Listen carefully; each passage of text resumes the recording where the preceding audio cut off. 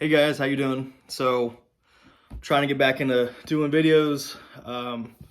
Like I said in my last video, I mean, it's been a rough couple 5 months or whatever, however long it's been since I made my last video prior to the one I just made. A lot of changes has happened in my life, and now I can say that I'm actually very, very excited to get back into doing this.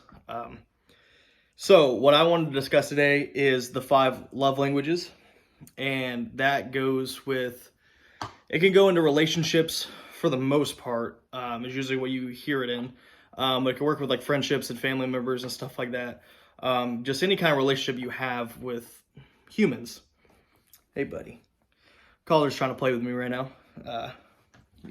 He's silly boy. So number one, I'm just gonna list off the 5 different love languages and then we'll break them down. So number one is physical touch, words of affirmation, quality time, receiving gifts, and acts of service.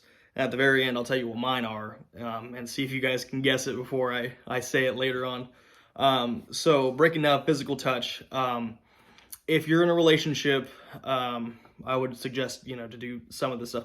Some of the stuff I'm going to list is not going to be what you should do with your friends. It's going to cross a line there, or especially family members, and it gets really, really weird. So physical touch, if you have a partner that their love language is physical touch, try to do massages, initiate intimacy, so like coming up and hugging them or kissing them. If their favorite thing is hugs or holding hands or whatever, make that a habit so they are receiving this kind of love language that they understand and want to receive. So if they love holding hands, hold their hand as much as you can, without making yourself uncomfortable or them uncomfortable. Leaning against them, that's a big one too. Like a lot of people think that physical touch is like, let me like caress your face or body or whatever. When really just like leaning into them. Calder does that. A lot of dogs do that as well. That's their hugs in the dog language. So I'll lean against him because he understands that language. Next, going forward to words of affirmation. Kind of in itself, very simple. It's the things you say to them. So if, they're working really hard and you notice that, just tell them you're proud of them. Say, hey, I know you're working really hard. I think you're an amazing person going through all of this and being so resilient. Just stuff like that. Just anything that you think they need to hear or want to hear. Saying a lot of things out loud to them is going to mean a lot. That you're coming out of nowhere saying, hey, I recognize you, I care about you, and I love you. I think you're doing a great job. Just anything to lift their spirits up. So when it comes to, stuff you can do besides that, you can leave them encouraging notes around the house or whatever. Create a playlist for them of their favorite music or music that reminds you, reminds you of them. Talk about their accomplishments. Talk about how, well they're doing in that class, they're taking. Describe what you like about them. Say, hey, I really like how even when someone's really pissing you off, you just smile and say, hey, have a great day. You just let that go over your head, and just talk about the things that they're great at. And tell them you appreciate them. That's a big one too. Going next to quality time, that's again very simple once you really get to understanding these. But quality time, a big misconception, especially in one of my relationships, I remember this very vividly because it affected me, was trying to spend time with them, but they were on their phone. So they'd be like staring at their phone, texting, looking at social media or whatever. That's not really quality time. Yes, you might be sitting in the same room as them or being right next to them, but it's still not quality time with them. So quality time is undivided attention with them. That's a big one. So the first one is to be mentally present with them, just like what I was saying. Make hard plans to go on dates or go see them or whatever, like I said, with your mom, go spend time with her, sit down and actually stare at her and talk to her and look her in the eyes. That's a big one instead of sitting there on your phones, that's a big one you see with like really little kids with their grandparents. They're just stuck on their phones. They're not paying attention to their grandparents. Put your phone down, of course, look them in the eyes, I already said that. Deep conversations.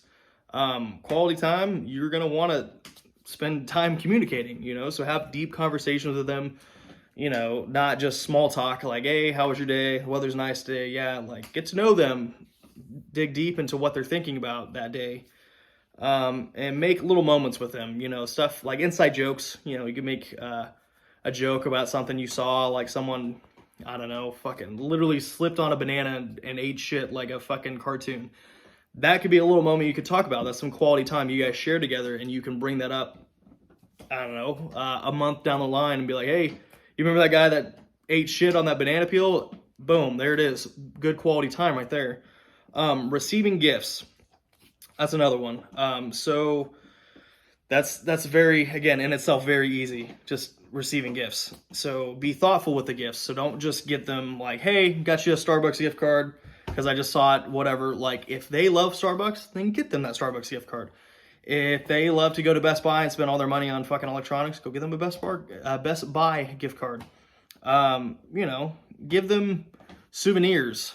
You went on a trip and you were like, wow, you know what? I think this person really like this shirt. Get them that shirt. And they'll be like, hey, I thought of you. This is the shirt I wanted to give you.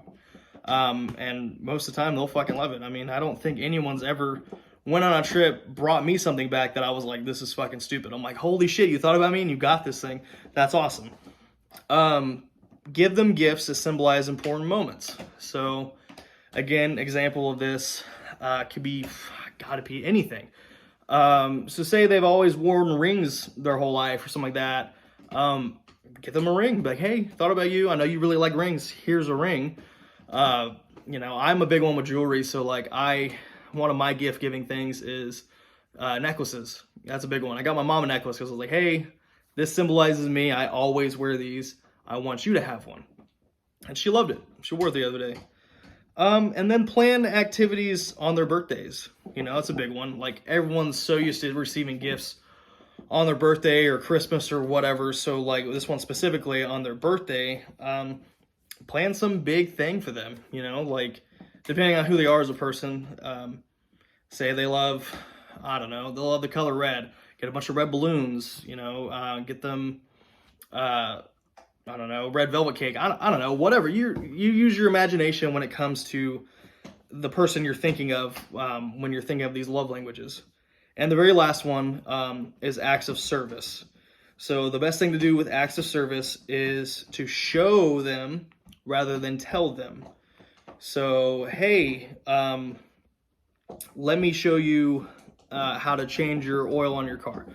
Again, just random example that came in my head. Instead of being like, okay, well, you need to do this, take off your skid plate, and then you need to drain the oil, and then you need to plug it out, whatever. You can go all into depth with that, or you can be like, hey, come here, let me show you how to do this. So you can show them how to do it. Just like the saying, you can teach a man to, what is it? You can teach a man to catch a fish or whatever the fuck it, you know what I mean? They can, if they learn how to fish themselves, they will go fish and sustain themselves. Or you can catch them one fish, let them eat it, and then they're full for the day, but they're gonna not know how to do that later on down the road. Anyways, I'm totally off track here.